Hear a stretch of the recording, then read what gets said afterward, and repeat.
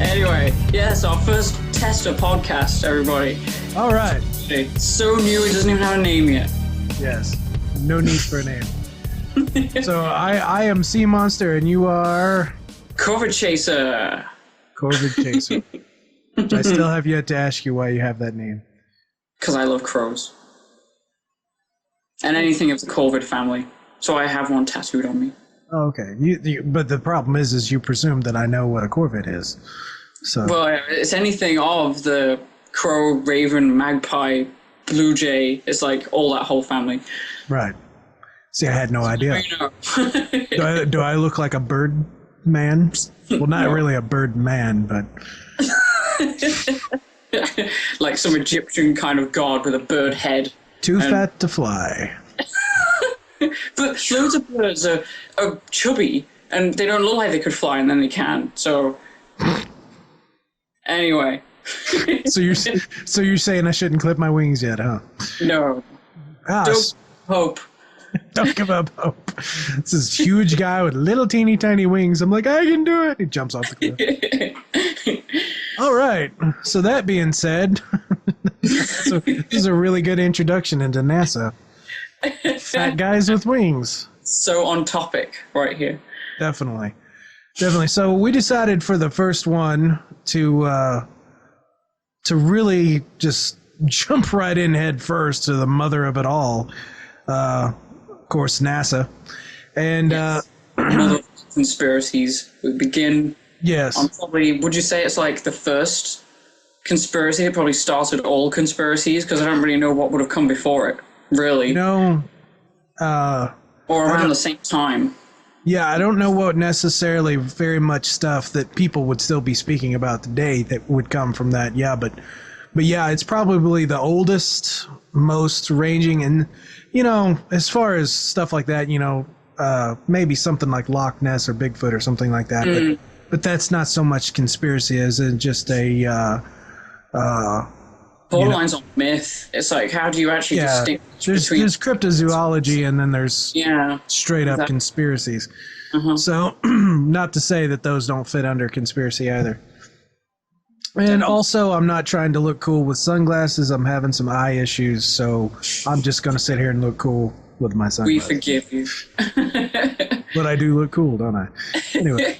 Feels like I can't see myself in your glasses. Yeah. There's secret information going on behind there.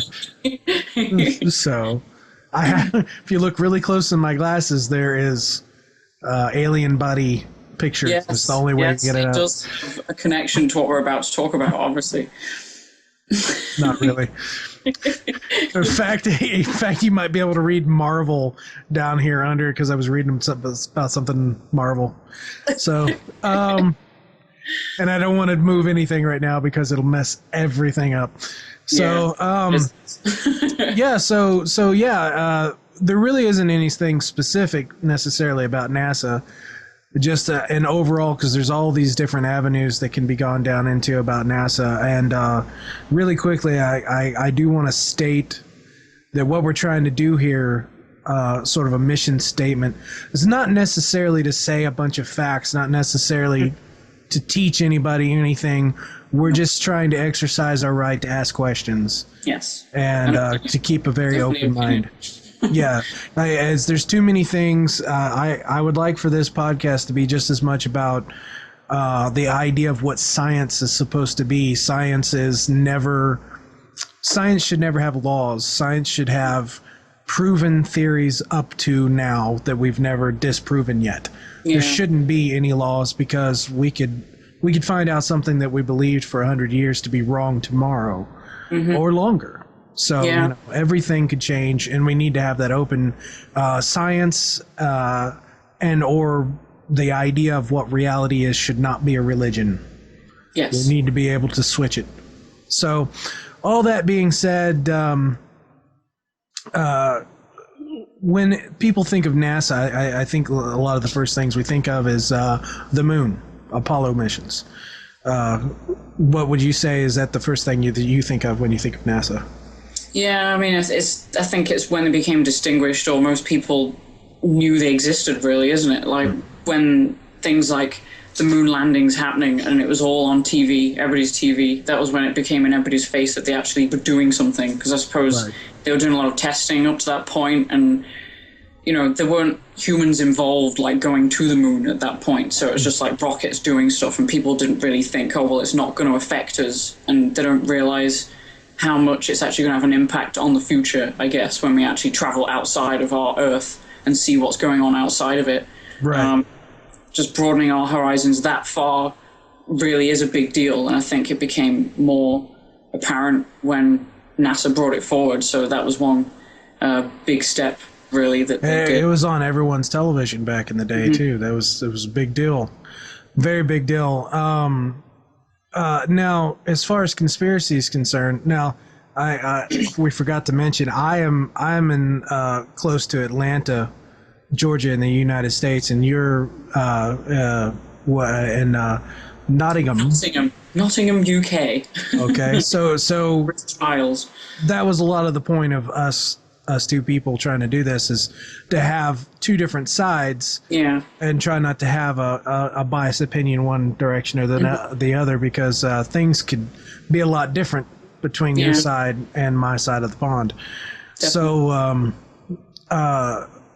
So what was the first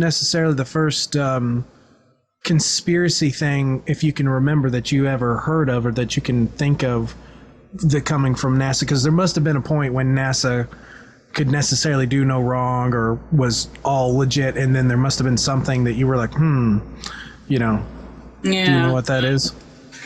Well, I mean, obviously I wasn't even born when the moon landings happened, so I mean, for me it's all like past research looking into stuff. So yeah, absolutely. At that point, there's already been stigmas of conspiracy at that point anyway. Like, as it happened, I suppose everybody had so much trust and was so proud of what they had accomplished that nobody thought to question anything. And even earlier, I was asking my dad, who's 78, I said, where were you when it happened? Because everybody remembers where they were. And he doesn't remember, because I don't know if in the UK it was as big, I guess. I mean, I don't know really, but he said, when I said to him, well, what is your opinion? Because I was like, well, what's the ages difference? Because, my age, people have been brought up either to question it or think, did it actually happen, or whatever it was that is questionable about it.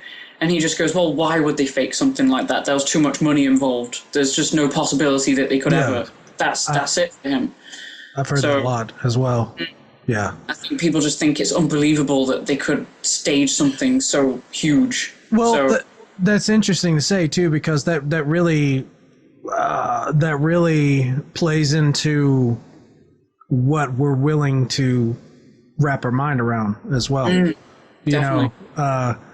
The reality of something being too huge money-wise doesn't exist. That's I mean, we now probably after the fact can understand that it's very easy for the money to exist too. Because I mean, especially in America, I don't know about other countries, but we can lose $3-4 trillion. And no one really bats an eye. Bankruptcy just happens so easily, and countries go bankrupt, and the actual saying of a country being bankrupt, you're like, well, what does that actually mean? And then another country has to help one out, and just when you put it on that kind of scale, you're just like, well, is money really that difficult to obtain and to change things when you just think of it in that way? Because nothing detrimental happens when a country goes bankrupt. Like, what if you pull the plug on it and it gets cut off and just sinks? It's like, nothing actually happens to it in that way. Goes back in the ocean. Yeah, exactly. Yeah. Like earthquakes and Mother Nature takes over and smashes it up. Like, That's all that happened to Atlantis. They just didn't pay their bills. Yeah. So. Atlantis is just underneath somewhere in Brokesville. It's like, just chuck us a couple of dollars and we'll be back again, kind of thing. Well, that's another podcast. Yeah, completely. Definitely. Yes, add it to the list. We're gonna quote you on that as well. Yes. So. Atlantis got broke. Went broke. I just see like homeless Atlantis people just like with little cans sitting out, and they've got cardboard signs and stuff. So, Yeah, we'll work at SeaWorld for food or something. SeaWorld. Don't do it, no. Is it too soon? Too soon? It's only been, what, 1,000 years? Maybe. So, no, yeah, it's really interesting because, you know, money definitely plays a part in all this.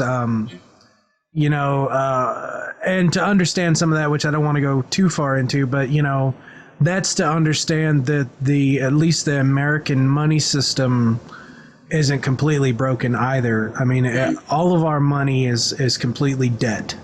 Yeah. Like I said, I can't speak for everywhere else in the world, but all of our money absolutely is debt. And it's something. By the time you're spending it isn't worth anything. Kind of thing. It really, you know, the inflation and all it's not held accountable. We don't have gold to back it up. There's actual no physical anything. It's only worth as much as what we all believe that it is. Yeah. And at any moment, everyone can just stop believing, and it's over. Yeah. So so there's a lot to do with that. And if you think about a government or a powers that be, if there is such a thing as people that are necessarily over the government, or, you know, a lot of people would consider the bankers and the highest, the most wealthy families that go so far back are probably able to do whatever they want, and they've probably bought the government, basically. Yeah. Which might be true all over the world, but I think it's particularly true with America. But what's so interesting about NASA is NASA's supposed to be a civilian ran a program, but it's really not, because it states in, which I can't quote, this is where we get into, we're not saying facts, but the viewers are supposed to go look up all the facts, because you shouldn't just take anything we might say at face value. Definitely. You should go look at yourself. Introducing you to it, and it should inspire you to go and think, I want to know more. we are giving you the question mark. Yes. That might be the name of the podcast. Anyway, question mark. There's like, why are we questioning? Who's Mark? Anyway, what is that question? Either I'm Mark or she's Mark. You got to figure it out yourself. But yeah, you know, it says in some of the laws that have been written up for disclosure of things that are found that NASA might find, that if it's anything big enough that it could change our reality, that it is to be kept secret, and it's to be under. Yeah, it's military only. So if that's true, then it's no longer a civilian program.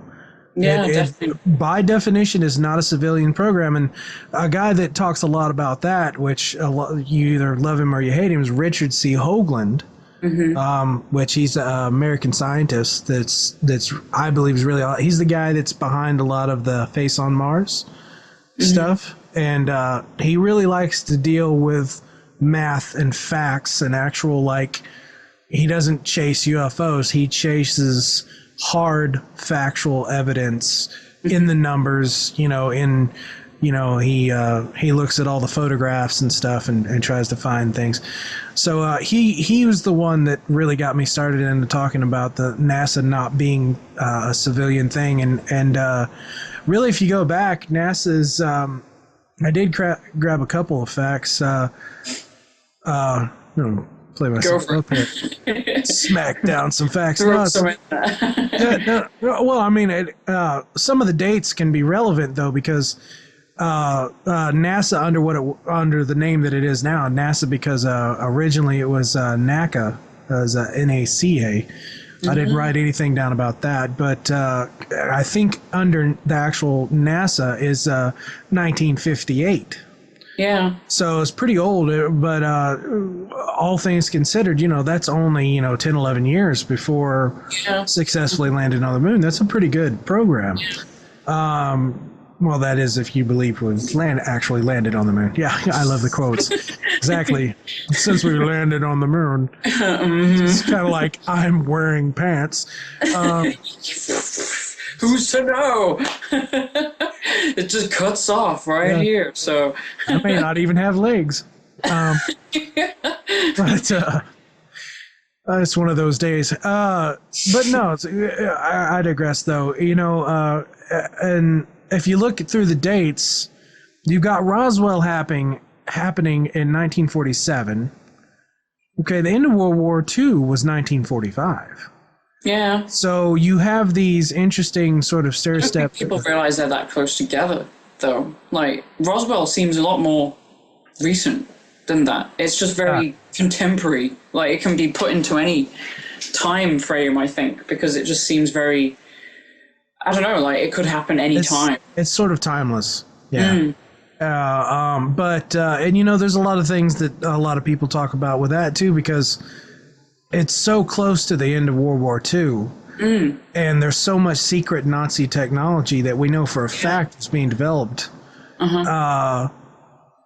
There definitely could be a possibility that the Roswell incident had something to do with Nazi technology. It's you know, especially if you believe that the Nazis were defeated as a whole, but there are so many different people that got away and defected. Even Hitler himself might have faked his death and got away. You know, no one's seen it. No one's seen him shot. No evidence kind of thing of it. So They've seen the aftermath, but at that point, I mean, how quick did they burn his body as well? You know, I mean, there's a lot of fishy things there. Add it to the list again. It really is. It really is. Definitely. So, you know, there's definitely a Nazi counterpart to the idea of NASA, see? Yeah. Nazi. It's just so easy to say, not really at all. But, you know, Off the tongue there. it's not the only time that we thought necessarily something might be Nazi technology either. You've got the, I don't know if you've ever heard of this. It was the, where was it at? It's the, what was the name of the town?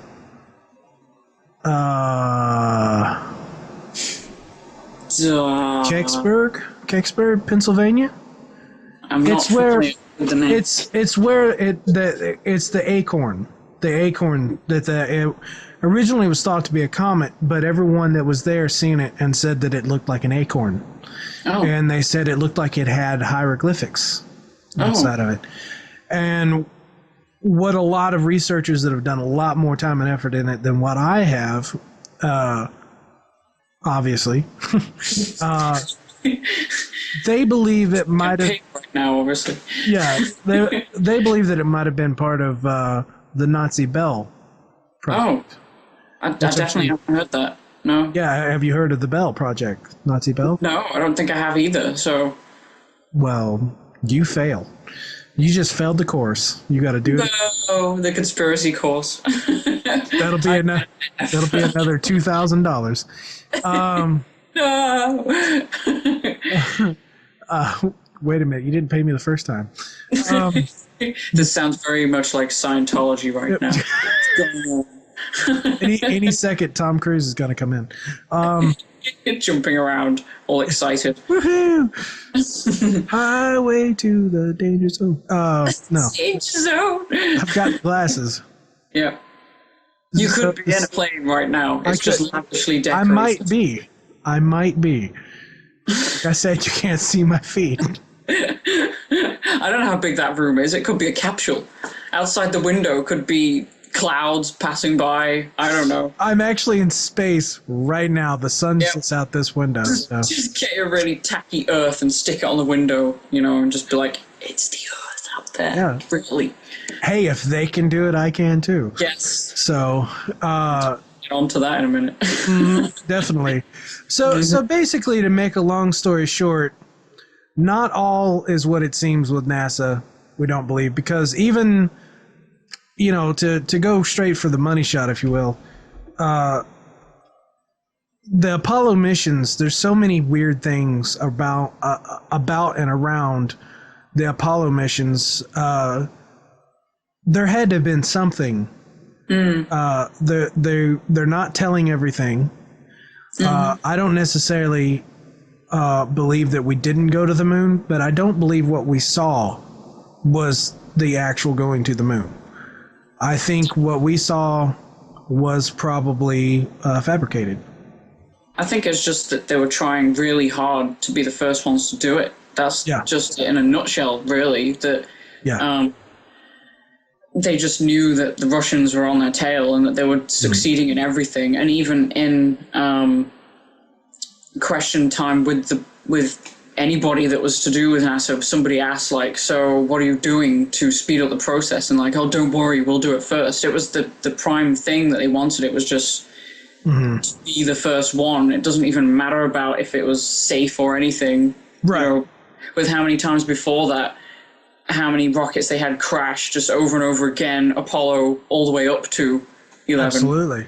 A lot of people lost their lives. Same things all the time. And I think a lot of people question, like, why are we spending all this money just to kill people? Like, you know, if you don't give us some results soon, we're going to stop giving you the money to do it. So I think straight away they're like, well, we better come up with some evidence of us doing something soon. And that's obviously what pressurized them as well. Absolutely. You know, but they were so far behind, though. I honestly, I would be really surprised if in the end, if it all come out to be legit. And, you know, the Russians have so many firsts before us Americans, and we actually overtook them in the end like that. I just don't see how that could necessarily be. Now, you know, you have people like Stanley Kubrick that have been on the short list of people that maybe could have helped them fake a lot of filming of that. Too. Yep, I heard that too. Which, of course, you know, you go watch The Shining and love it or hate it, think it's crazy or not. There's so many things in The Shining that point towards he was trying to tell someone that he did. There is a movie like about hidden stuff within his movie. Yeah, it's isn't it it's room number? Yeah, that's right. The room number from The Shining, 4 something, is it? So dumb right now. I don't know, but should know. Anyway, yeah. Insert whatever it is. You just hear Microsoft Sam all of a sudden say the room name. Yeah. I watched that as well, and there's some ideas of what, because everyone's wondering what that movie was trying to say, because it's not. I haven't read the book, but I've talked to people that have. It's not anything like the book by Stephen King. It's a complete departure from that, and it really, you know, Stanley Kubrick was such a genius. That they're like, nothing happens by chance in his movies. He places everything by hand. Stuff that would seem like was a continuity error is never a continuity error for him. It's an intentional. I did hear that about the part. Isn't there like a chair that goes missing at one point? There's a chair. Yeah. To basically represent like insanity kicking in and trying to see if you're paying attention for a lot of the time as well. Like, yes, there's a lot of things like that. The amount of eagles, which of course, you know, and of course the smoking gun of the whole thing is the little boy is wearing an Apollo 11 sweatshirt. I mean, an extremely gaudy, looks like it was handmade, and when he stands up, he's playing with his cars and trucks, and the carpet on the ground looks like the launch pad. For Apollo. It's the same exact shape. He stands straight up. Now, if you ever watch someone stand up, they don't stand up completely vertical. They just sort of go forward. And if you watch it, because I've watched it over and over, and I'm just starstruck by it, he stands up vertical just perfectly, like he was lifting up and slowly. And it looks like the rocket taking off, if the rocket's sure. And he goes, I believe the room number is 2 it's 287 or something like that. I think that's the name of the. I can't remember, but the number is what it's supposed to be. Is that many miles in it was like 200 and some thousand miles away from the moon to the Earth. See. Fascinating. And the boy walks to that room, and that's where all this craziness is happening in the room. So it's sort of there's many hidden things in it. That's insane. Oh, and there's tons more. There's tons more too. But that was the most riveting thing, because there's nowhere else does something literally say Apollo 11. Yeah. And the boy's sweatshirt says that. So that's so. Just to ask you though, are you of the camp of no pressure? Are you the camp of you have to pick the right side? Are you that we went, or that we didn't go, or some variation of to the moon? I just think we went later, really, than the time that they said. Because when I was looking it up, one point that I thought was the year that it happened in 1969. It was just very much because I'm a firm believer that conspiracy theories kind of happen to distract us of what we should be looking at. And during that year, like the Vietnam War was just coming to a close, and how we were supposed to deal with it. Like everybody that was coming home was a mess, and the photography that was coming back of what actually happened out there.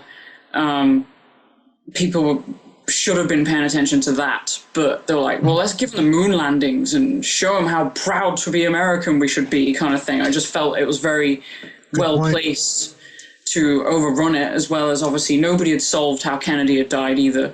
Still wasn't solved, still floating around.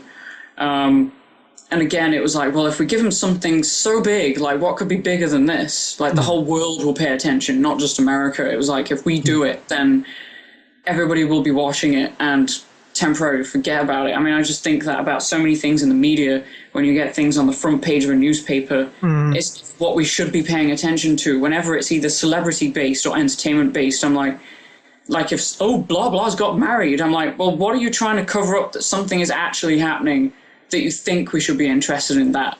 And I believe that's one of the reasons why it was going on as well. Absolutely.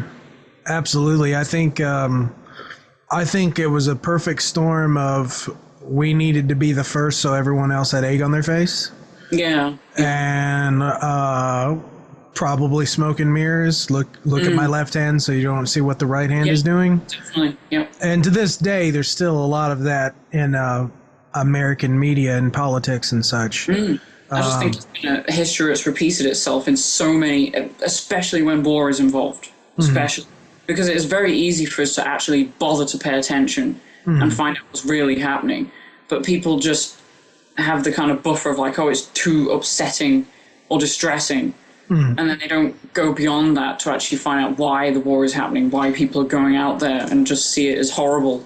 And what I really like too, it gets into that whole media thing like that, is there's too many people that you'll say something or you'll question something and they'll say, well, that obviously isn't true, or that didn't happen that way because we would have seen it on the news. Yeah, exactly. And the news is the biggest, as you're saying, smoke and mirrors of anything. Yeah. Journalism, as far as I'm concerned, in its purest form, is dead. I don't claim to know everything. I just claim to ask the questions. But I do know that you can't go by everything that they say because, they're not asking anymore. They're not even necessarily attempting. And the people that do attempt are getting canned for it. That do try to ask the questions. Sense as to, the actual truth that is supposed to be trying to come out, that they're trying to keep them quiet. It just makes it more obvious. Right. Which, gets in all this stuff about NASA, and I want to make one thing perfectly clear. When I say NASA, as I've talked to you personally before, I don't mean the hardworking people that aren't in on any malicious or smoke and mirror stuff, because the civilian side, that the people that do a lot of work, that they are to be looked upon in a very positive way. They don't know any bad stuff, that anything behind closed doors that's going on. There's probably, there's probably 5 or 6 people that really it's top kind of thing, and a lot of like worker ants. Exactly. It's not the hardworking people that are doing it, and unfortunately, they're the people that get the brunt of the criticism. And at least they feel that way. Yeah. Because here they are pouring their heart out every day, working on such and such rocket or such and such program or such and such scientific thing that they want to do. And then you have people like us coming along going, oh, it's bullshit crap, and everything. And I personally don't mean that towards it. You might, but No, I totally see what you mean, because it's so insulting to them, because the amount of hours they must put in of non-stop work. It's akin to the original of like back in the day when people protest the war, and even still today, people protesting wars, like America, people who protest the war, they literally have to say, we're not protesting the soldiers. No. Because there are brothers and sisters and parents and whatever, and cousins. We just protesting the idea of the war. Yeah. So, I don't protest the people working at NASA, because they're doing a good job and they are the biggest, brightest, probably, interesting people, very interesting. They've obviously worked pretty damn hard to get where they are as well. It's not you just show up and go, I'd like a job at NASA, please. It's not like that. You must have done so much to get to that point, and that's very respectable.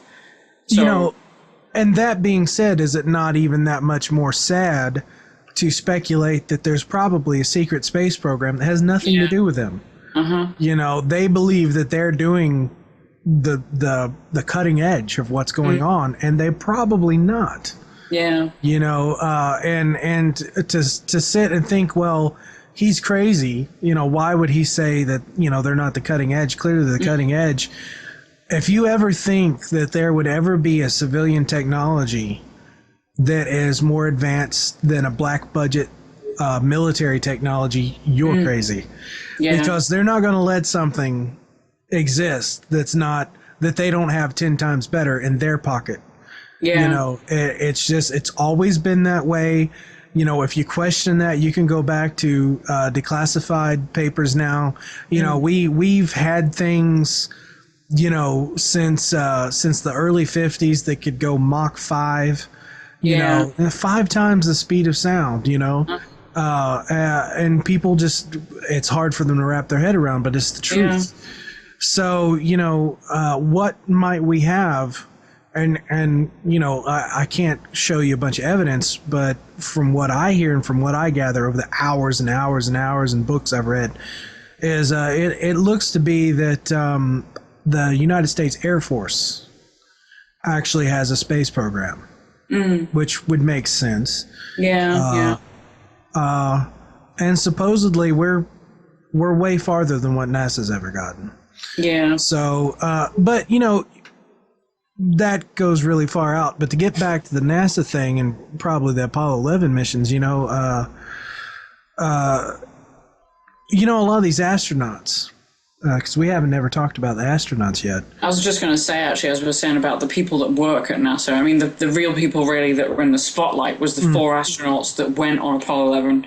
That, I mean, like, Armstrong refuses to talk about it because, it's when I've seen actual, like, people asking him questions and anything, like, it's just, he gets really choked up over certain questions, like, when he's answering. You could just tell, like, he's having to either lie through his teeth. It's just got that kind of aura about it that you just don't believe what he's saying, or that he just refuses to, well, like, just certain questions, like, oh, well, I don't remember kind of answers, and you're just like, how can you not? It's like the biggest thing that's probably happened in your life. I would imagine every detail would be etched in your brain. You can't, I don't know, but I think that they were literally the people that went through the worst of it, because they were the faces of of it. They're the So posters of it for sure. You know, and it's interesting that you said about remembering because it's factual. You can go back and check it that they were all four of them were hypnotized after okay. Yeah. to help them remember. Oh, I see. Which has been a lot of interesting questions about all that. See, So why? What? Whose idea was that? you know, I'm not sure whose idea that was or what, you know. I mean, if I had to guess, I would say, you know, they were like, well, this is such a huge deal. It's so pivotal. New word. Every time I say it, pivotal that, it's such a big deal, right? That, Yeah. that they would want to, now this is if everything works the way it should. Yeah. You would want to get every detail, everything down perfectly. So you might hypnotize somebody to go back and relive that moment because they might have been caught up in it, and there might have been details like that they repressed or whatever it is. you know, because they say you remember a lot more than you can recall anyway. So, but Going to the moon is quite a big thing. Like, takes a lot out of you. I'd imagine when you get back on Earth, you're not the same person you were when you left. Oh yeah. So, you know. Well, I heard about that too. That, you know, a lot of them, that's something they were working up to their whole lives. A lot of astronauts, and there's nowhere we can go past that right now. At least. And in the white world that we know of, in the known technology, that's as far as we can go, and they get depressed because there's no more challenge. Yeah, you know, I can totally believe that. It's like, what can they do that it's just coming back to Earth with a bump? It's like literal, isn't it? Like that phrase is just their life. It's the whole most dangerous game thing. You know, once you've hunted every animal, you know, you get so desperate, you know. That you do crazy things, and a lot of the astronauts have been said to feel that way. But you know, you were saying that they get so worked up. To me, through all the study I've done, and I can't really point anyone towards it, but if people go and look some of this stuff up, they look like they've been imprinted to have a reaction.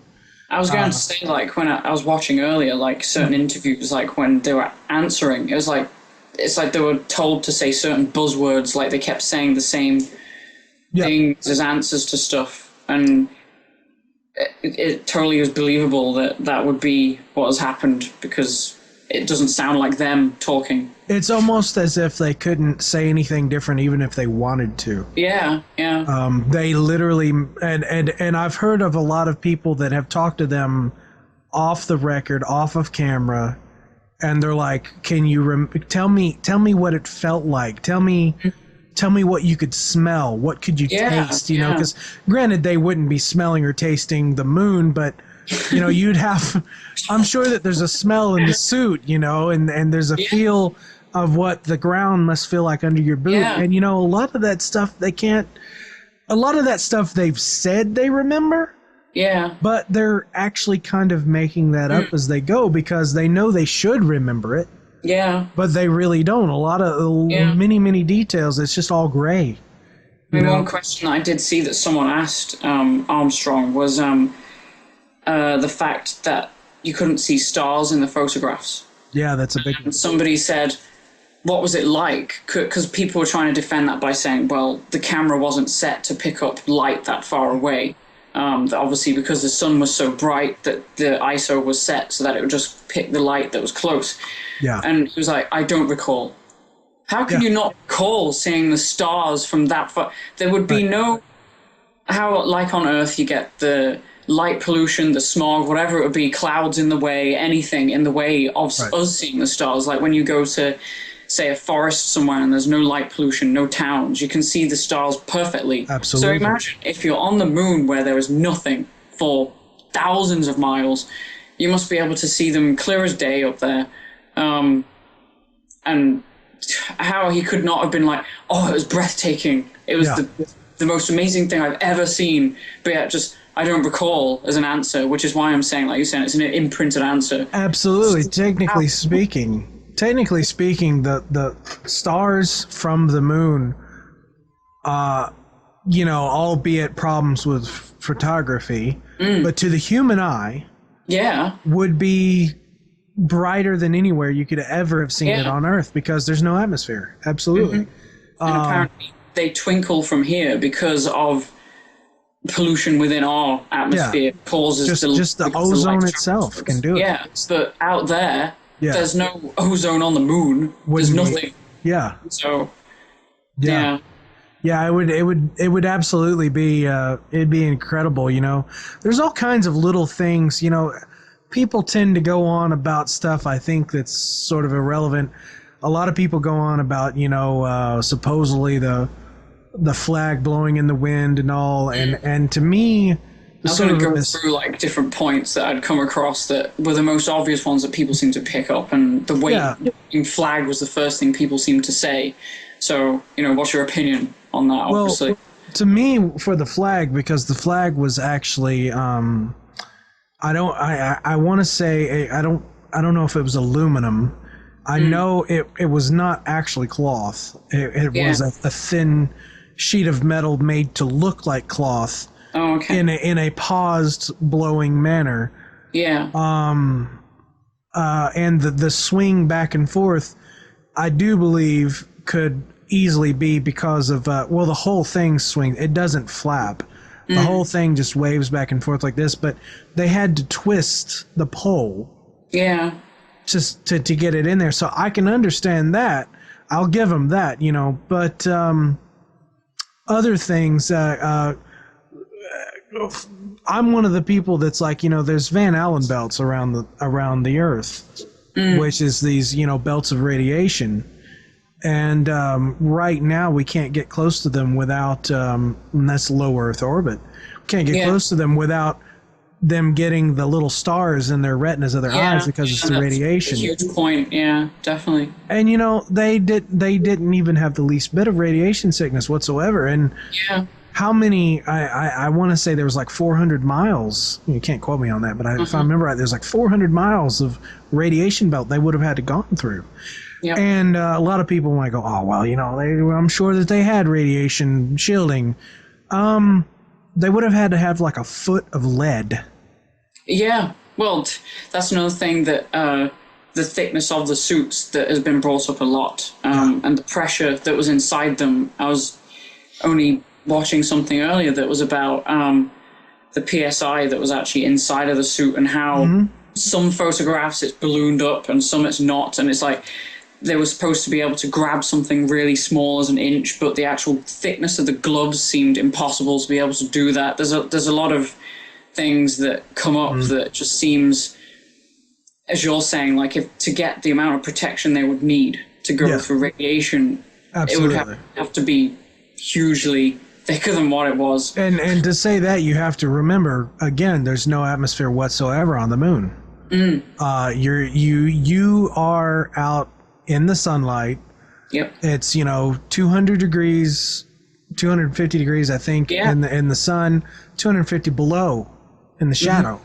Yep. So that being said, you're going to have, and that's not even just radiation either. You're going to have something that can just protect you element-wise. Yeah. Let alone radiation. So not just one way. Hot and cold, and supposedly their environmental suit packs were doing that.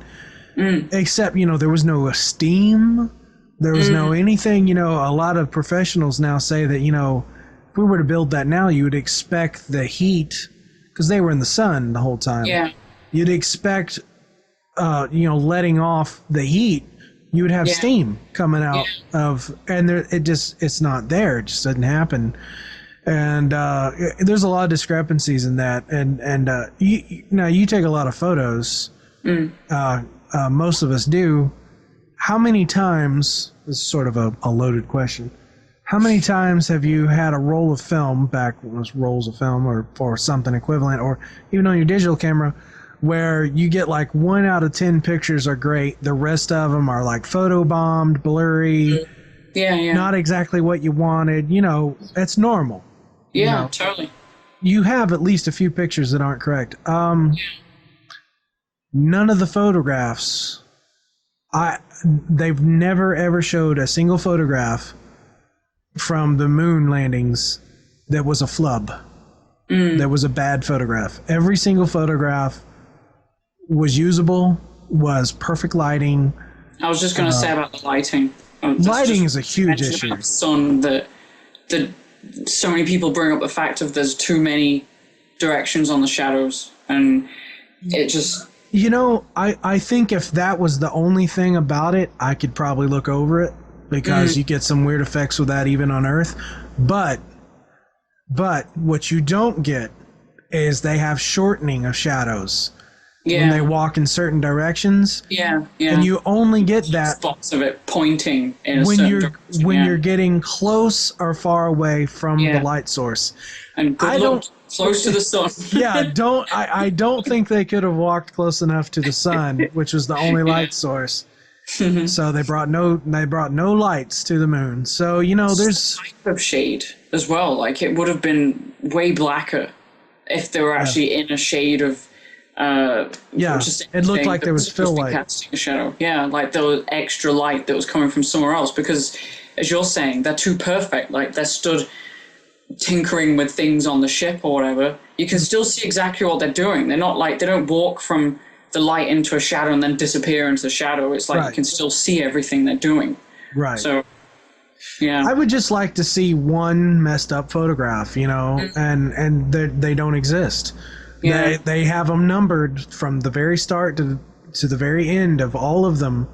And there's none of them where, oh, you know, he moved when I was taking the picture, so it's blurry, or it's almost like every single picture was thought out and planned, professionally photographed. And people don't ask. People don't generally ask about that, you know. I mean, some people have even said, like, about the fact of how risky it was, like, the suit being made from what it was, and some of them came back with tears or rips or whatever. If at any point they knocked something on their suit or fell over, because they did fall over quite a bit, I noticed in the footage, they literally would probably knock the air pressure out, or something really drastic would happen where they would die. They're like laughing and joking up there. Like, seriously, you wouldn't be doing that. I know that they're saying, you know, it's obviously a huge thing and they would be giddy with happiness of whatever you would say. But I just think they would be trying so hard to just be focused on not screwing it up as well. It's an only time it could happen. I would think I would be. You know, the only thing, and you know, you're talking about them falling over a lot. You know, I think that those packs were a really well hidden harness. And I think that they were being coming out the top, you know. Yeah, there are times where you can see the shine of what looks like a cable coming from above them. And you know, a lot of people will go, oh, because I've talked about this to other people before. They're like, oh, you know, they tried that on Mythbusters. And you know, guys, I love Mythbusters, but they're not the end-all, be-all, you know, they're not the last word in this kind of stuff. And they didn't do anything that I would have done with testing that out. You know, if you like old, bad Chinese, Japanese, whatever, kung fu movies, you know how far they make someone jump. It's all cables, you know.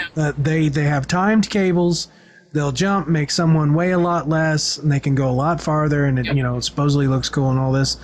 If you take everything and slow it down by 50%, definitely, and you have someone equivalent the 1/6 gravity by pulling them on a cable, you would get that exact effect. They just said just speed up the moon landings. It looks normal. And it looks normal with help of like cables. Hopping them along, or if they fall down.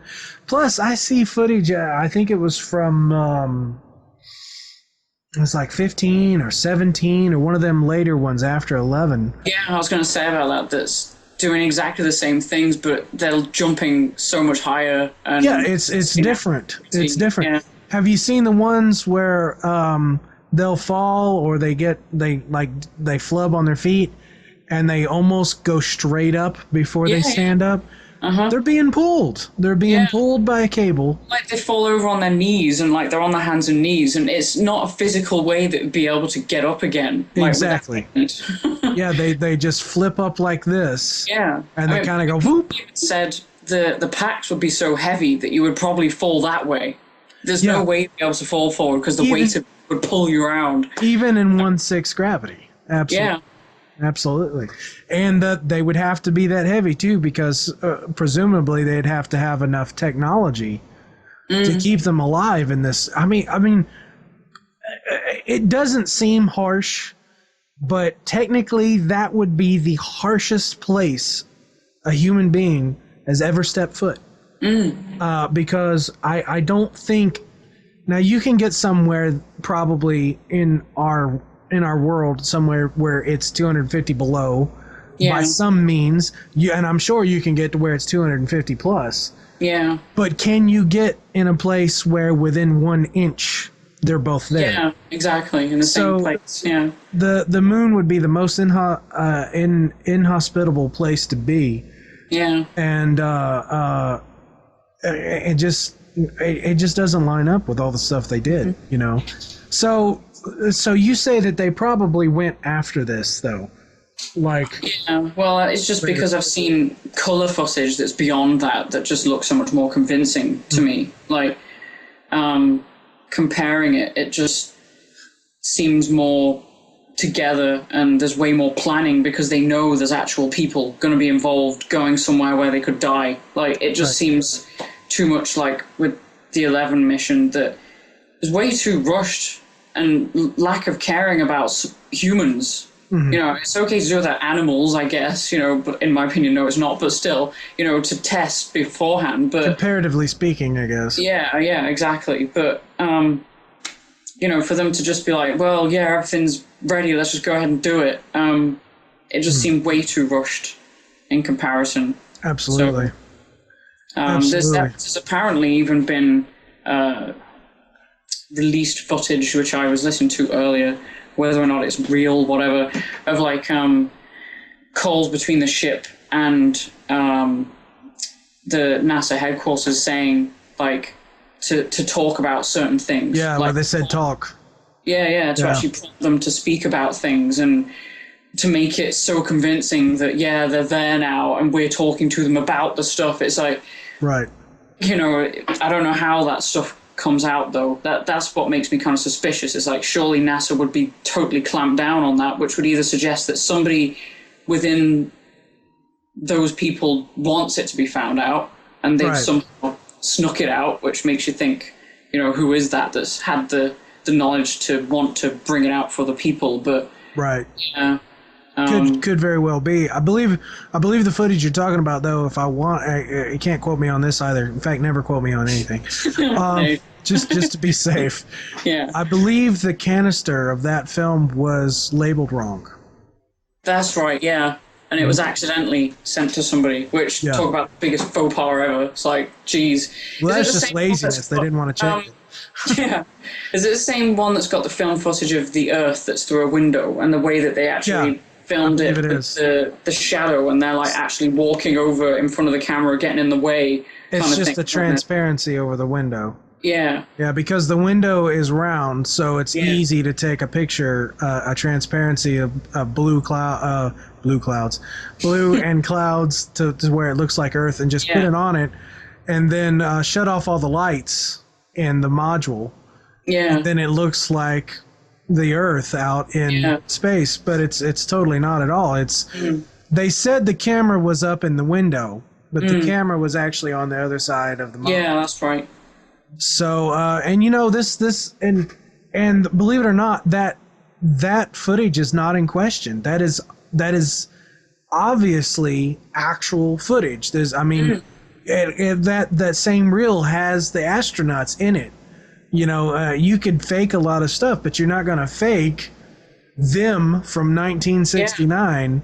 Well, it was also dated 2 days before, like as though they were testing. There was that. They went there. Yeah.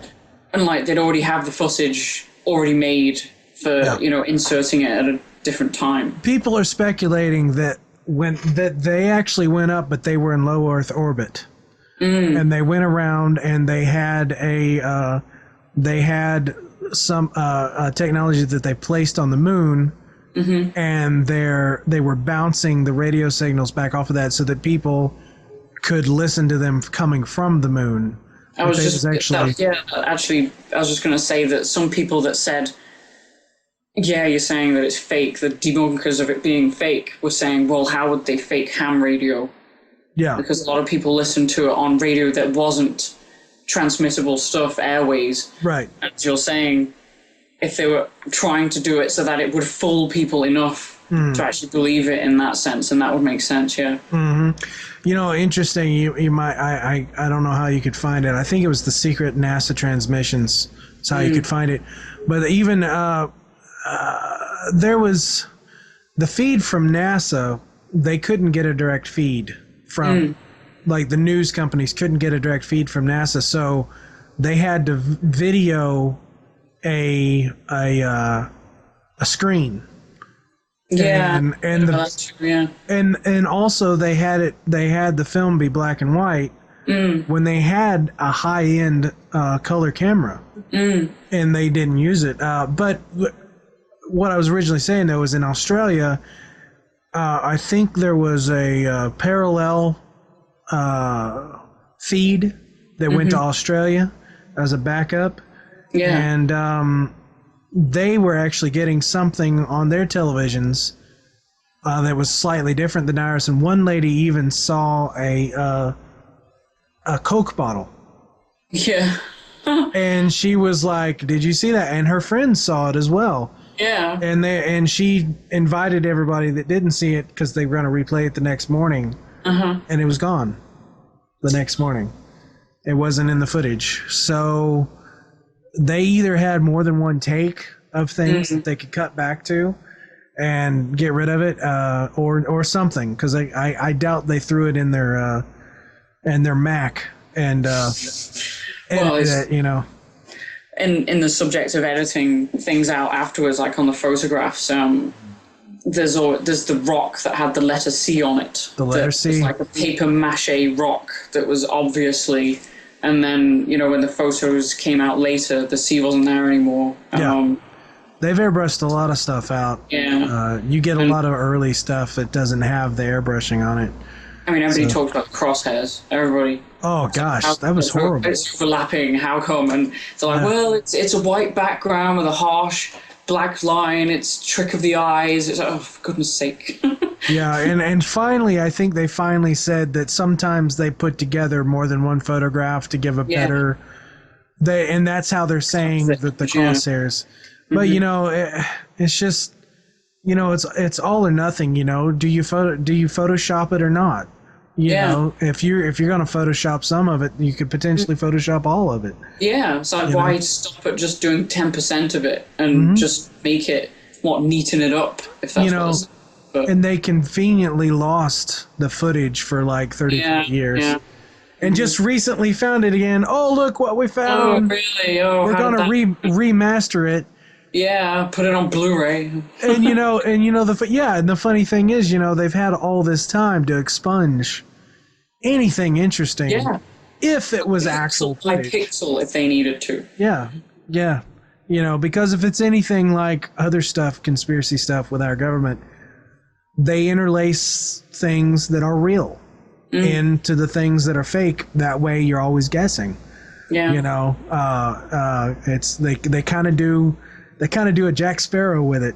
You know, it's like, you know, I'm going to lie to you and tell the truth, and then when I'm telling the truth, you think I'm lying, and then it's like, what is the truth? Make you question so much that you don't even know what's real. Oh yeah, it's almost impossible to know. But yeah, I think that they've got a lot of things going on with all that.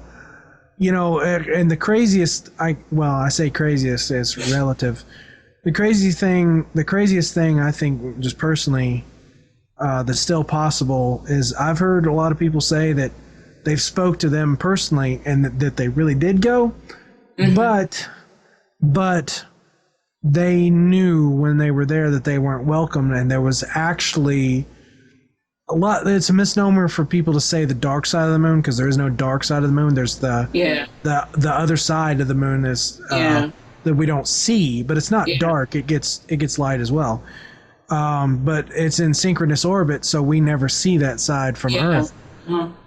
They say that there is a space station on the other side, and it's not ours.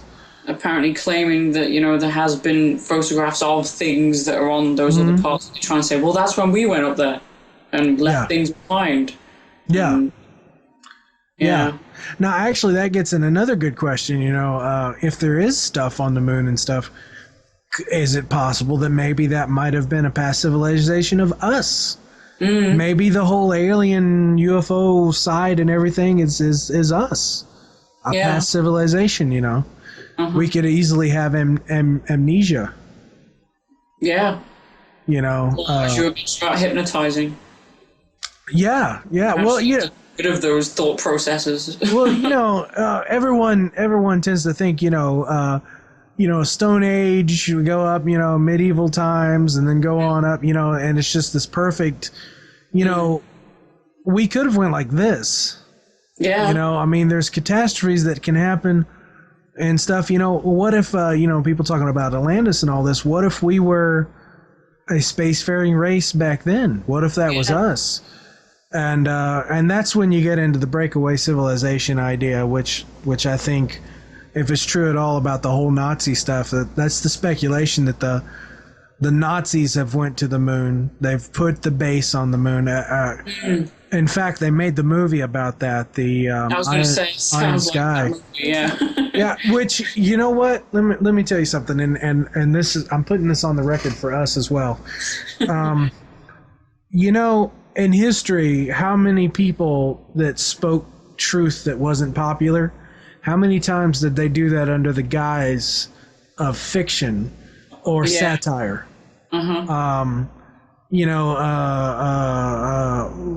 What's his name? I just had his.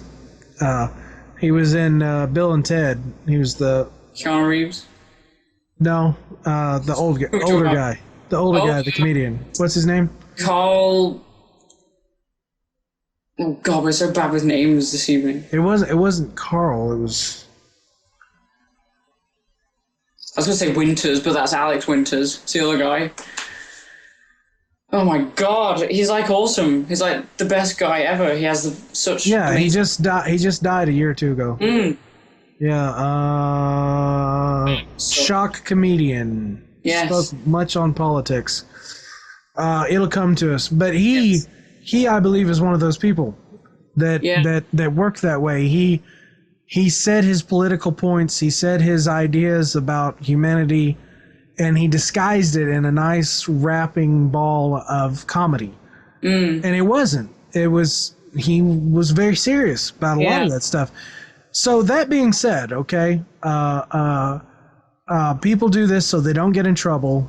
I was just kidding, kind of thing. Yeah. It was, or it was somebody like Alex Jones.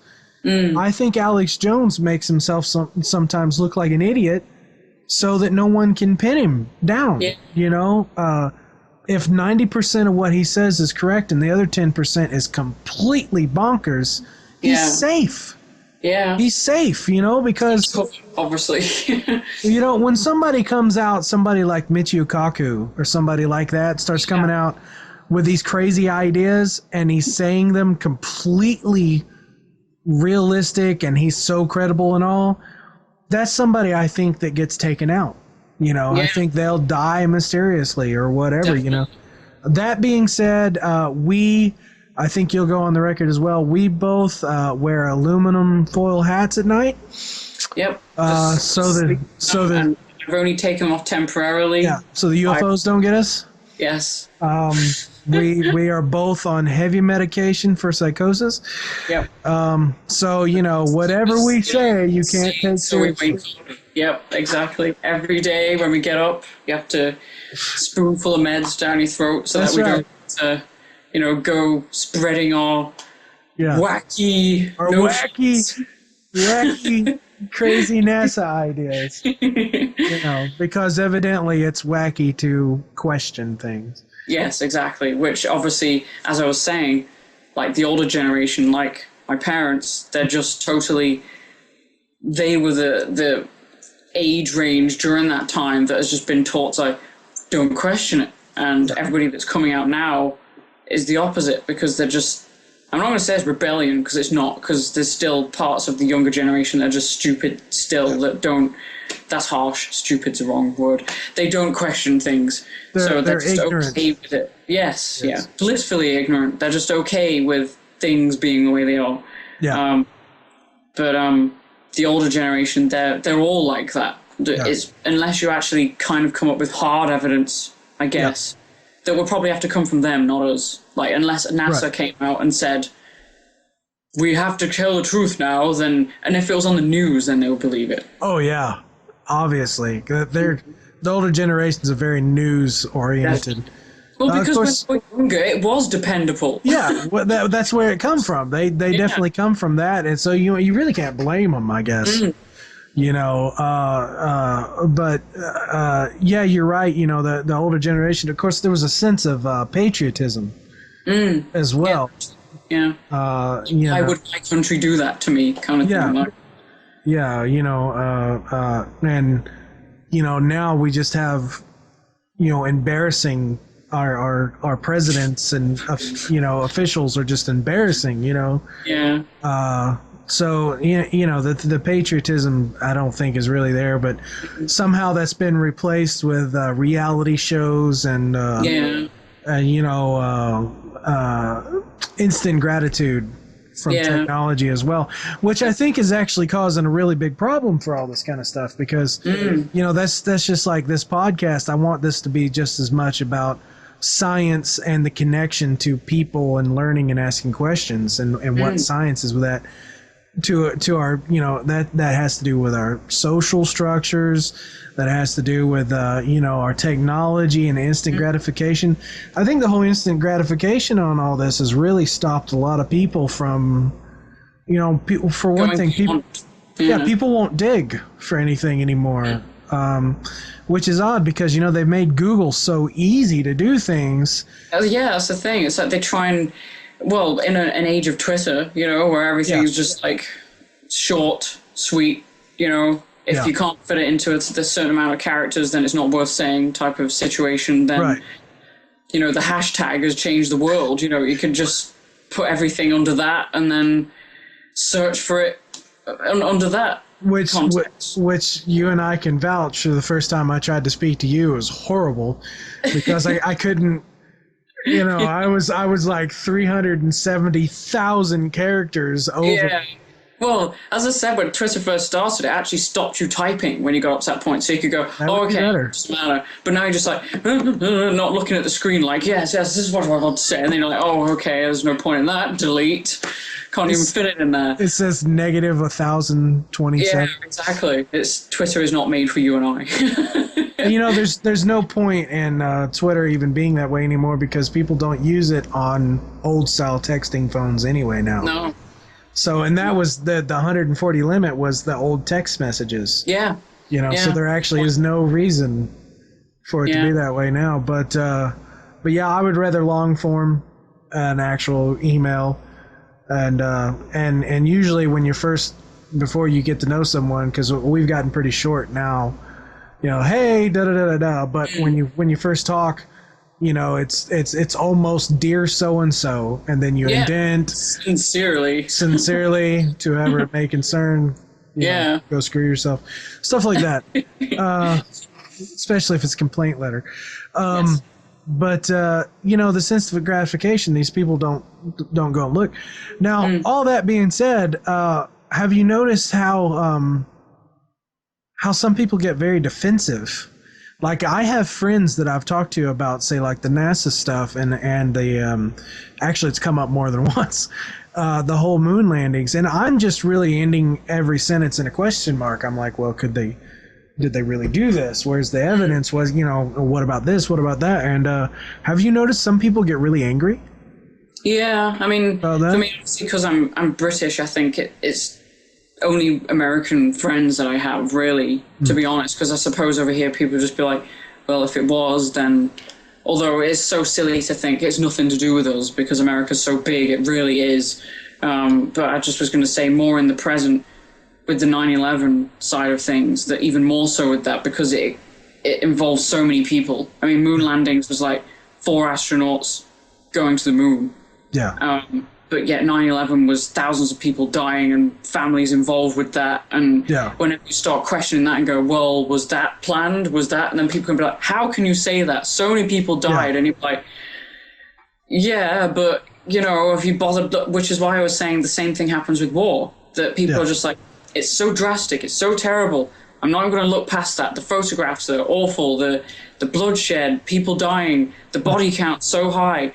That's too much for me to take in, so I'm not going to bother going with the rest of it. So absolutely. I think it comes up. I find that's the way it ends a lot of conversations with me as well, because they get angry and then they go, it always ends like this. You mean to tell me, you know, and they do this like they've got a hold of me. Yeah. You mean to tell me that our government would knowingly do X? Yeah. And I'm like, them to actually hear the sentence out loud doesn't make sense. So in that event, what's the point in talking to those people? Because they will never try and open their mind to think about it. So that's right. That's right. Let's not have a debate or a question back and forth unless it's possible you'll see my point of view. Yeah. Because otherwise we're just talking at each other.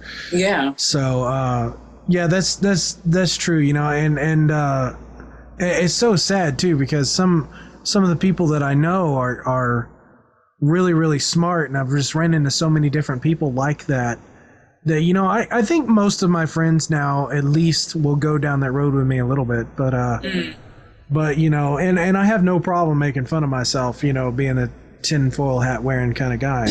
Well, yeah, I mean, it comes down to like how much can you really have blind faith in something, really? Absolutely. You know, and I think that comes down to the character of a person. It's not even anything to do with how much evidence you can give someone. Right. I mean, if someone completely believes in a form of religion and never once in their life has to think about questioning it, no matter how ridiculous it sounds, then those kinds of people, they'll be like, whatever, don't even try and bullet point it for me and make it really easy for me to understand, because that won't even make any sense, because I don't need to think about it that way. So right. I think that any type of science or religion or any type of belief structure, if they ask you to check your brain at the door, then you don't need it. You know, I've known people that in different religions, one specifically, guy I seen on television, I forget his name, but he was a philosopher, but he's a Christian.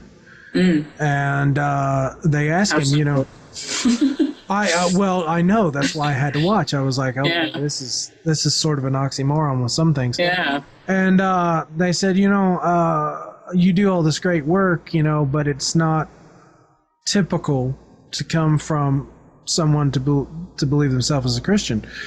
And he said, you know, they said, do you ever question your Christianity? Oh, okay. Yeah. And he said, every day. Every day I question it. He says, and every day I find a reason to keep it. He's like, I don't think your religion or any other belief system is good if you can't question it and never left wanting, you know. And I was like, hey, you know what? I don't have to agree with what his thing, but I can agree with him on that. Yeah. You know, it's sort of like the point where, you know, if you don't have to agree with someone's opinion, but you'll fight for them to have the right to have the opinion. Yeah, exactly. You know, that should be respected for everything. Definitely. Absolutely. So, you know, otherwise you just become a bigot, don't you? You're just like, well, what I say goes. You just end up being as bad as what you think they are. So, yeah, that's funny too, because you even disbelief becomes a religion at that point. You know, it's I think there's a lot of atheists that become atheism as a religion to them. You know, they blind faithfully believe when I think really the reality is probably somewhere in between. Yeah. You know, it's like we're talking about this NASA stuff. The reality of it all is probably somewhere in between. Yeah. You know, there's probably all the things we've actually done. There's probably a lot that we haven't. Mm-hmm. And the reality might surprise us. It's like, oh, that thing we actually did. All this other stuff we didn't do. I was like, all that other stuff was easy. Well, you know. Yeah. Well, it's you know, but you know, all that being said, you know, if you, we've still got stuff that's classified today that's planes and jets and things that are 50 years old. Yeah. You know, what do we have that's brand new? Yeah. You know, a lot of this UFO sightings, a lot of these strange things could easily be stuff that we're testing, you know, and it might be wrong to attach that to the NASA stuff because it's not NASA. It's not. It's above and beyond. I don't want to be that harsh, but it's almost as if NASA's a joke. You know, I hate to say it like that, but. Yeah, I mean, like, kind of concluding things here, I guess, on that same vein, is like, they stopped supplying NASA with money to go into space, didn't they? Like, they just started cutting it off. Yeah. And that just is, like, the biggest spit in the face. It's like, well, if they were actually making any progress, well, we'll never know now, will we? Like, I remember watching a program on the fact of, like, they were dismantling all the actual space shuttles, and this person held like a tile off the side of one of the space shuttles and said how much that one tile cost because it had to withstand the temperatures of the sun, as you're saying, like the temperatures of minus whatever, and just saying how much money had been put into making everything, and that was nothing. Yeah. And all the people that lost jobs and everything over it. And it's like America was just like, well, it's not needed. And it's like, well, actually, if you think about it in like a future tense kind of thing, if we fuck up this Earth, what are we going to do? Yeah. It's either we find somewhere else that we can go where we can start again, which I come to the Matrix here where it talks about the human race being a disease, because that is very true in that fact that we just use up everything without thinking, is it renewable? And just go, oh, well, we screwed it up, let's go somewhere else. But we really need to start thinking of things like that. Oh, yeah. Well, I mean, even if we didn't screw things up, it's in our nature. We should spread. You know, we should colonize somewhere else. Yeah. You know, that's why NASA exists, really, so that we can do things like that. You would think so. You know, it's interesting that you're talking about the money part of it, too, because, you know, that's another thing Richard Hoagland talks about. You know, a lot of people are like, oh, well, it's it's not cost effective, it's too much money and all this. Yeah. Well, the funny thing is he's figured out how much money was made into the economy during the Apollo missions. It's so lucrative because a lot of people's like, oh, well, you know, space. The money isn't spent in space. There's no stores in space. It's spent here. You know, let's go some suits whilst we're up there, or go into the Mars outlet malls or something, which sounds amazing, actually. But no, you know, the families buy houses for the space program. You know, they have dinners to buy, they have suits to get dry cleaned. The money gets pumped back into the local businesses and all this. It's actually very lucrative to have a space program, and technically speaking, there has to be some other reason. You know, and again, it might be how you're saying the left hand's doing one thing, the right hand's doing another. Yeah, I mean, some people speculate that we found something we shouldn't, and they got scared, and they were like, well, maybe we should shut it down now. Yeah. Because, you know, we were asking for, like, is there somebody out there? And then you get something, and it's like, actually, it's kind of hostile. It's going to come kick our ass. Well, yeah, Hawking, he even said that, you know. He said, you know, that's what he believes. Maybe we should not make contact because... Not a good idea. Historically speaking, you know, continent to continent here, you know, it's never good. for the more advanced people to come over to the less advanced. So, it gets the smallpox thing all over again. And you know what they say, if you want to know whether you can trust the American government, just ask a Native American, they'll let you know. So, yes. Good enough. Well, I guess that's probably the end of our thought process for this round. I guess so. I mean, what would you say is the future of this anyway? Like the future of NASA and the future of this particular the moon landings thing? I mean, obviously, was there ever court cases brought out about it to investigate into it or anything like that, of its truth behind things? And not that I know of. Wait, what's that? I just hang on, wrote his name down. Bill Casing, the guy who was actually, he kind of started all the conspiracy stuff, and brought out documentaries about it. Is that the guy that come out? Was he the guy that got punched? I think it is. Yeah. Yeah, I know. I hear so much of this stuff, I can't keep it all straight. Yeah, I'm sure that it was, and that he actually brought it out into court, and they just overthrew it because they just were like calling him wacky and all that flim flam. But it's just they've got enough power to tell people like him to shut up. If he's just one man, really, what what can you do? Well, it's kind of like all these other things I hear about on the news and stuff. It's like, the NSA did this and that and the other, and people are gonna take it to the court system. I'm like, what? Good luck. It's all the same damn people. Yeah. You don't. They're just gonna sit there and laugh and be like, overruled. It's kind of like 9 out of 10 dentists recommend this toothpaste. Yeah, of course they will. And then you're like, well, who funded the study? Yeah. Oh, it just so happened to be that brand. Yeah, exactly. Of course, that's what they're gonna find. You're not gonna have the government put itself in timeout. It's not going to happen. Any part of it. And like we said at the beginning, NASA's actually by these laws has to be considered a part of its government. It's not ran by civilians. So, but yeah, I don't know. Unless they could get something, maybe the United Nations is a joke too. But I would think the closest thing you could get to anything is if it was a big deal that the United Nations, the entire world, could go. You know what? We know NASA did this, but this affects humanity as a whole. Yes. Definitely. So what actually happened? What went on? And I think they tried to do it with bringing out, which I think did get brought out, about reality of files on UFOs. Yeah.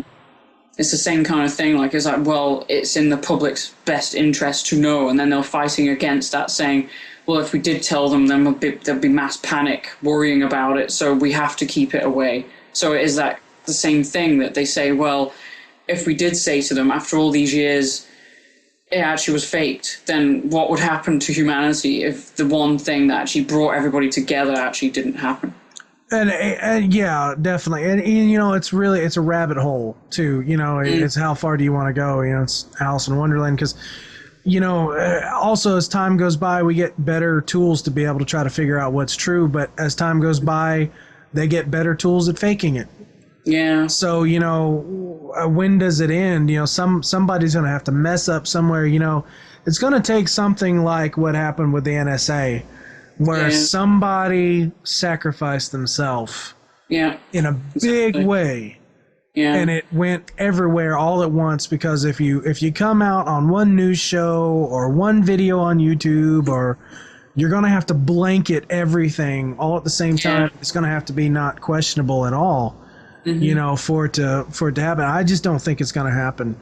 I think the United States government will rise and fall completely before we'll ever get truth about all this kind of stuff out.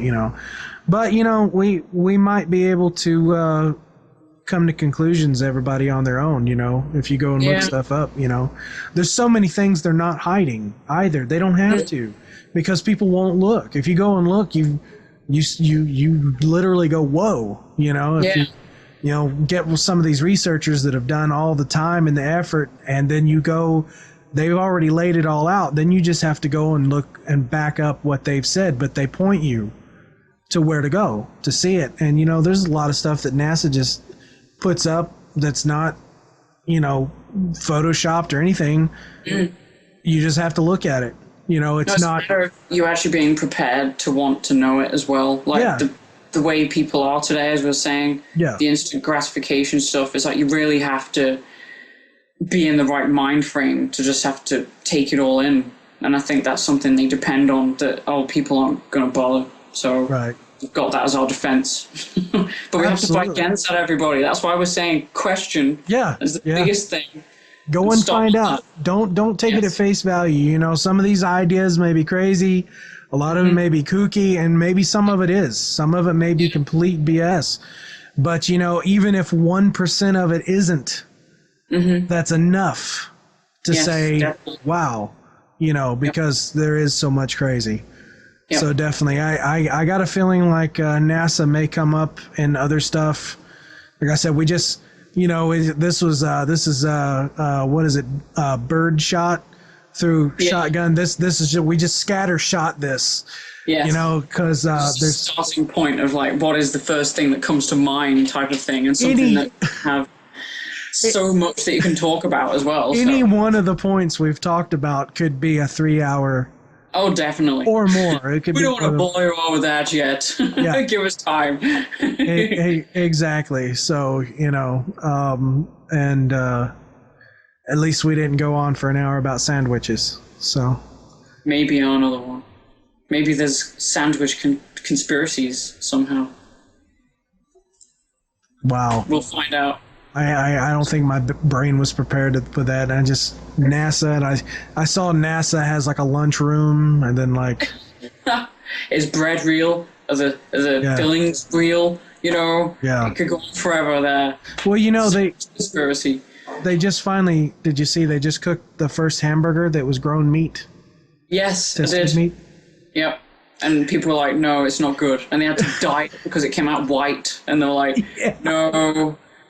But again, that's something we need to think about, because we're going to run out of food. So at least they're actually going in the right direction for preparing us for it. I will say this much, though. I think that I think it's good that they're thinking about that. But before they go to that, we throw away about half of the food we actually create right now. Yeah. I think they need to figure out how to better distribute, and stores need to not overstock and all this just to look good, Well, I mean, just coming up with no way of stopping the way we're living now. Just be like, well, keep going, doesn't matter, we'll come up with this answer for it. It's like, well, that isn't solving anything. That's just telling everybody to just keep being assholes and destroying the planet. Yeah, it's not really a fix. Changing anything. If we really had a shortage that wasn't a manufactured shortage by us being idiots, then I could agree with that. Yeah. So, and we don't, I love meat, but all being said, we wouldn't have to eat meat to survive. So, as long as we had other forms of protein, but we have these pointy teeth. So that means we're allowed in there. We're supposed to be able to bite rabbit heads off every now and again. Yeah, chomp on squirrels and whatnot. Or if you're Aussie bats. Yes. But anyway, I guess that's a conclusion, really. That's we talked about the future of things. So that's it. What are we going to have next time? We'll have to come up with that. I mean, besides sandwiches. Sandwich conspiracies. When we're getting hungry. The conspiracy of hunger. He's like, today we'll speak about brownies. Little full grandma brownies. All right, so next time, whatever it is. Yep. Well, this is the tester, so I hope you enjoyed it, everybody, and we'll see you guys soon. I've been COVID Chaser. And I've been Sea Monster. I will see you guys soon. This is the cheesiest outro we can possibly make. Yay! Move that. Oh my god, I gotta find the button. Oh.